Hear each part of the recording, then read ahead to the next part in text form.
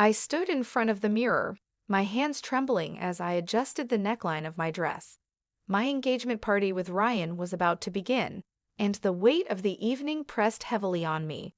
I had come a long way from being a waitress at a small cafe in Denver, supporting myself while studying criminal justice, to standing here, about to become part of the Harper family, a family I knew would never fully accept me. Ryan came into the room, his warm smile putting me at ease, if only for a moment. "You look incredible," he said, his eyes full of love. "Thank you," I whispered, trying to ignore the tight knot of nerves in my stomach. "I just hope tonight goes well." He wrapped an arm around me, his touch a comfort I desperately needed. "Whatever happens, we'll face it together," he promised. The party was in full swing, the laughter and chatter of guests filling the grand hall. But I could feel Eleanor Harper's gaze on me, sharp and cold. Ryan's mother had made her feelings about me clear from the start. I was nothing more than a waitress, someone who would never be good enough for her son. My heart raced as she stepped forward, clinking her glass loudly to get everyone's attention. "Ladies and gentlemen," Eleanor began, her voice saccharine but laced with venom, "I'd like to say a few words about my son's unique choice for a fiancé." I felt my face flush, but I stood as tall as I could, refusing to show weakness. Eleanor's eyes zeroed in on me, narrowing. "Ryan, how could you even think of marrying someone like her?" she spat. "A waitress? What kind of future could she possibly provide for you?" Gasps rippled through the crowd, and humiliation burned my cheeks. I tried to keep my voice steady. "With all due respect, Eleanor, I'm not ashamed of my background. I worked hard to put myself through school, and I'm studying criminal justice." She cut me off, her voice rising in fury. "Oh, spare me the sob story. Do you really think your so-called ambitions make you worthy of this family? You will always be beneath us." Before I could respond, she slapped me across the face, the force of it ringing through the hall. I stumbled back, shock coursing through me, but she wasn't finished. She grabbed a handful of my hair and yanked me forward, pain shooting through my scalp. Tears stung my eyes, but I refused to let them fall. Then, in a final act of humiliation, she grabbed a glass of red wine from a nearby table and threw it in my face. The liquid splashed over my dress, soaking it and leaving me drenched. The room was silent, and all I could hear were the gasps and murmurs of the guests. Ryan rushed to my side, his voice full of anger. "Mother, stop," he shouted, pulling her away from me. "You have no right to treat her like this." Eleanor glared at me one last time before storming off, and I stood there, drenched and humiliated, but something inside me hardened. This wasn't over. I would prove to her, and to everyone, that I was so much more than she thought. The moment Eleanor stormed out of the room, the whispers around us grew louder, but I barely registered them. My cheeks still burned from the slap, and the pain from where she had yanked my hair throbbed. I wanted to cry, to run and hide from the humiliation, but I forced myself to stay strong. I wasn't going to let her win, not like this. Ryan pulled me into his arms, his voice filled with a mix of guilt and anger. "Lauren, I'm so sorry," he whispered, his grip on me tightening. "I never imagined she'd do something so horrible." I pulled back, meeting his worried eyes. "It's not your fault," I said, my voice steady, even though I felt anything but. "But I can't just let this go. Your mother humiliated me in front of everyone, and I'm not going to let her think she can get away with it." He searched my face, worry etched into every line of his features. "What do you want to do?" he asked, his voice hesitant. I took a deep breath, determination building inside me like a fire. "I'm going to fight back," I replied. "She thinks she can break me, but I'm stronger than she knows. I'll show her that I'm not someone to be pushed around." The next day, I reached out to Marcus Reed, an old friend from my criminal justice program. We met at a small, quiet cafe in Denver, and the moment he saw me, his eyes widened in shock. The bruise on my cheek had darkened overnight, a stark reminder of Eleanor's cruelty. "Lauren, what happened?" Marcus asked, his voice full of concern as he took a seat across from me. I told him everything about the engagement party, Eleanor's attack, and my resolve to fight back. His jaw tightened as he listened, anger flashing in his eyes. "That's outrageous," he said. "No one should have to go through something like that. What can I do to help?" I leaned forward, the fire in my chest growing. The Harper family's wealth and influence are built on something suspicious, I'm sure of it. I've heard rumors about shady deals and financial misconduct. I need your help to find solid evidence and expose them. Marcus's expression turned serious. "You know this won't be easy," he said. "The Harpers have power, and they'll do whatever it takes to protect their reputation. But if anyone can take them on, it's you." A determined smile crept across my face. "Then let's get started," I said, feeling the weight of my decision settle over me. I knew the road ahead would be difficult, but I wasn't going to let fear stop me. Marcus and I dove into the investigation with a sense of urgency. Each evening, after finishing my classes and work shifts, I met up with him in his small but organized office. We pored over public records, financial statements, and any documents we could find that might expose the Harper family's secrets. The deeper we dug, the clearer it became. Harper Global Investments was hiding something. One evening, Marcus leaned back in his chair, exhaustion etched across his face, but his eyes gleamed with determination. "Lauren, take a look at this," he said, pointing to his computer screen. "These offshore accounts and discrepancies in their tax filings. This isn't just negligence, it's deliberate fraud." I leaned over, my heart pounding as I scanned the evidence. "This is it," I whispered, feeling a thrill of both fear and excitement. "This is what we need to expose them." Marcus rubbed his temples. "It's a start, but we have to be careful," he cautioned. "The Harpers have the money and power to make our lives miserable if they find out what we're doing." I sat back, feeling the weight of his words. He was right. The Harper family wasn't to be underestimated. But I was tired of living in fear, tired of feeling powerless. "We need to be strategic," I said. "We'll keep digging and make sure we have airtight evidence before we make a move." As the days passed, the pressure grew more intense. The deeper we got into the Harpers' financial dealings, the more anxious I became.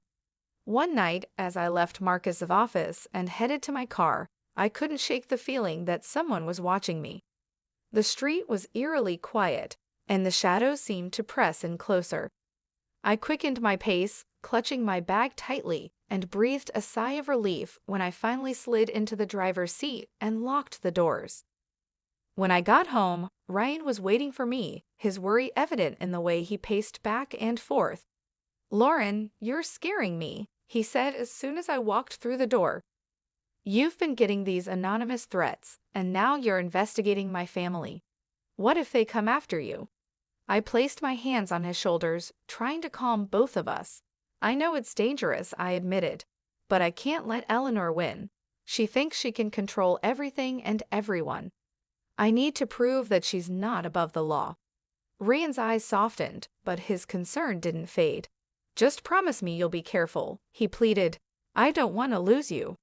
I hugged him tightly, drawing strength from his warmth. "I promise," I said, though I knew that the fight was just beginning. Eleanor and Gregory Harper weren't going to go down easily, and I had to be prepared for whatever they threw at me. The closer Marcus and I got to the truth, the more dangerous things became. We had discovered a mountain of evidence linking Harper Global Investments to offshore accounts and tax fraud. But as we dug deeper, the threats started to escalate. One evening, I found an anonymous note slipped under my apartment door. "Stop investigating, or you'll regret it." My hands trembled as I read it, but I refused to let fear take over. Instead, I pressed on, more determined than ever. Marcus and I knew we needed help, so we reached out to Rachel Myers, a well-known investigative journalist with a reputation for uncovering corruption. If anyone could bring this story to the public, it was her. We met Rachel at a quiet cafe downtown. She was sharp-eyed and no-nonsense, listening intently as we laid out our evidence: financial records, offshore account transactions, and testimony from former employees. All of it was damning. Rachel leaned back in her chair, her expression serious. "This is huge," she said. "But you need to know that once this goes public, the Harpers won't hold back. They'll come after you with everything they've got." I took a deep breath, feeling the weight of her words. I thought back to Eleanor's slap, to the humiliation and pain I'd endured, and to the threats that had tried to silence me. "I'm ready," I said firmly. "They've taken enough from me. It's time to stand up for myself." Rachel's eyes softened, a hint of admiration shining through. "All right," she said. "I'll start verifying everything and prepare the report. But be careful, you're poking a hornet's nest." The days leading up to the exposé were a blur of anxiety and anticipation. Marcus and I double-checked every piece of evidence, and I couldn't shake the feeling that we were being watched. One evening, I spotted a black SUV parked near my building, its engine idling.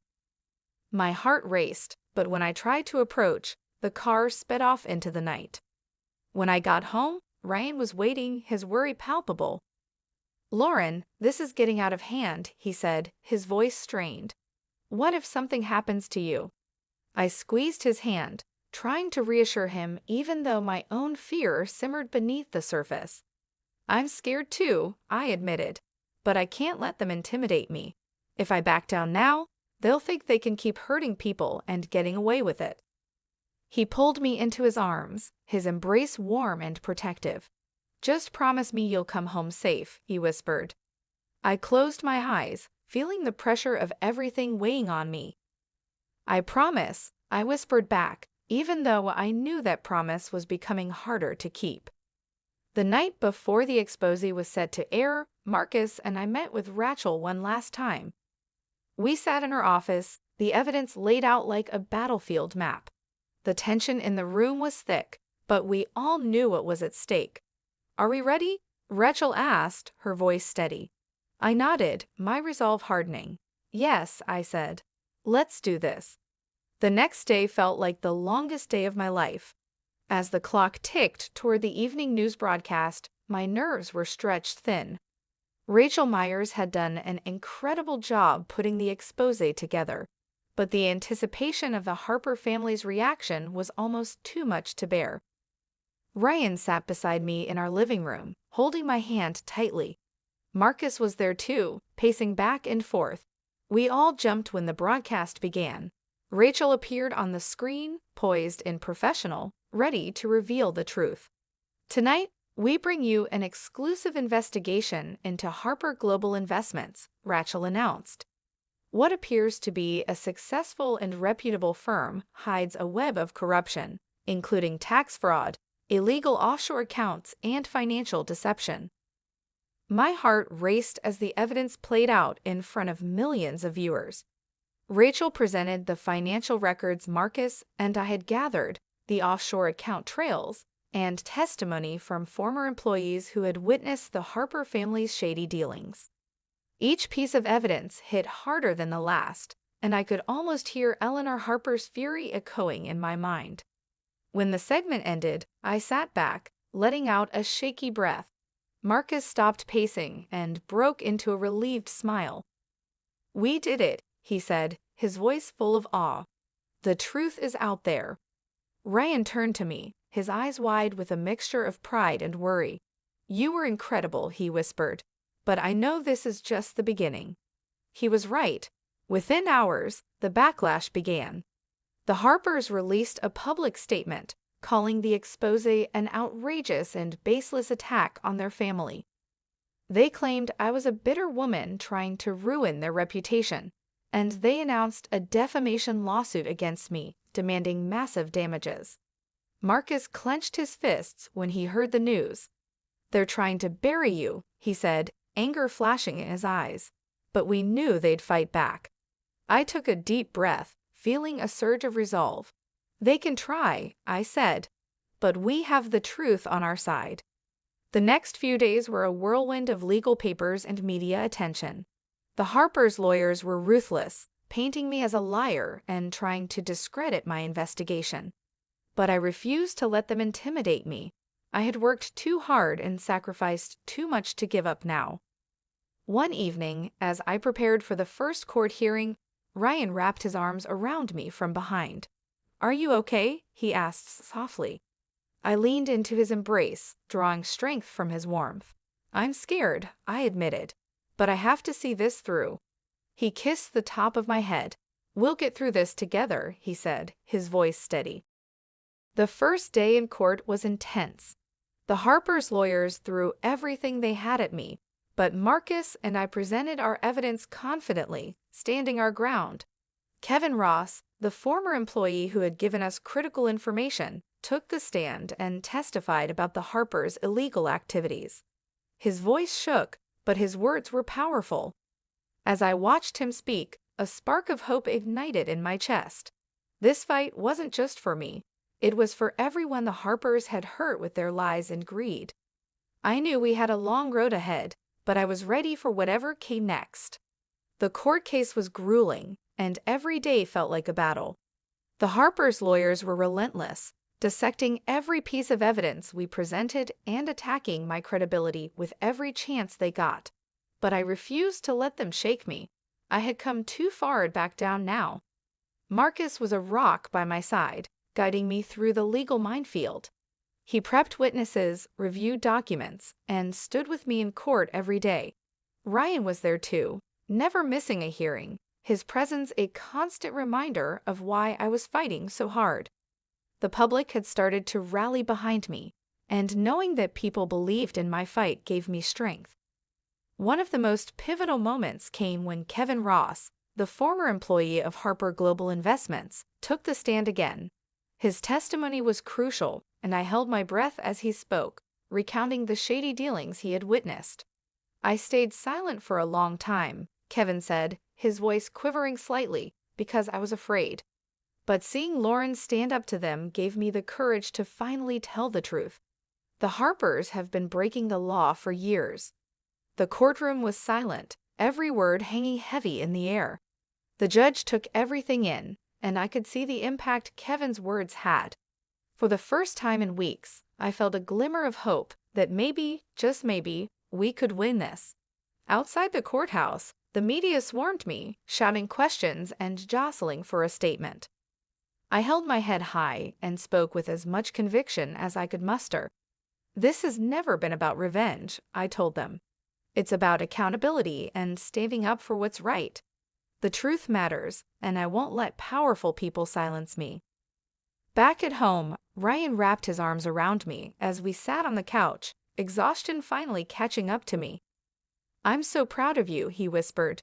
"No matter what happens, you've already won by standing up for yourself."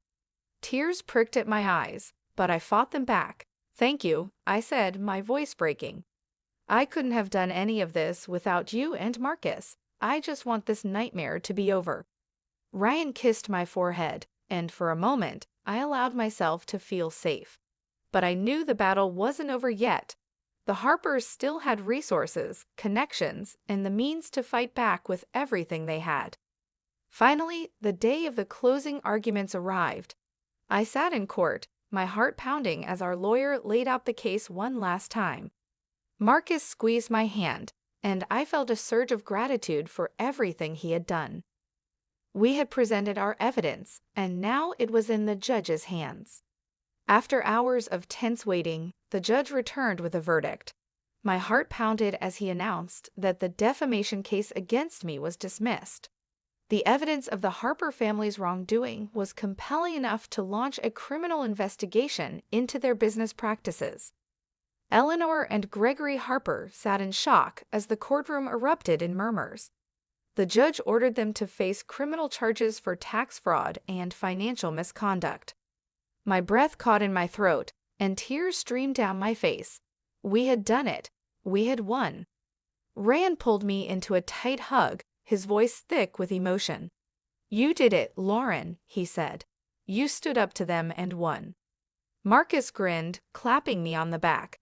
"You're incredible," he said. "This is a victory for everyone who's ever felt powerless." Relief washed over me, and I finally allowed myself to believe that the worst was over. The Harper's empire was crumbling, and justice was finally being served. The relief that washed over me was indescribable. The nightmare I had lived through for weeks had finally come to an end, and I had won. The Harper family, who had once seemed untouchable, were now facing the consequences of their actions. Eleanor and Gregory were led out of the courtroom in handcuffs, their once proud faces now filled with shock and disbelief. It was a sight I would never forget. As we stepped out of the courthouse, the sunlight felt brighter and the air felt lighter. A crowd of supporters cheered and clapped, and I was overwhelmed by the warmth of their encouragement. Marcus and I shared a triumphant smile, and Ryan held my hand tightly, his pride in me evident in his eyes. That evening, we gathered at a small celebration with our closest friends and allies. We toasted to victory and resilience, and for the first time in a long while, I felt a genuine sense of peace. Marcus raised his glass and looked at me with admiration. "To Lauren," he said, his voice full of emotion. "A warrior who never gave up, even when the odds were against her. We're all so proud of you." I felt tears prick my eyes, but this time they were tears of joy. "Thank you," I said, my voice steady. "But I couldn't have done it alone. You all stood by me when I needed you most." This fight was about more than just me. It was about proving that the truth matters and that no one should ever feel powerless.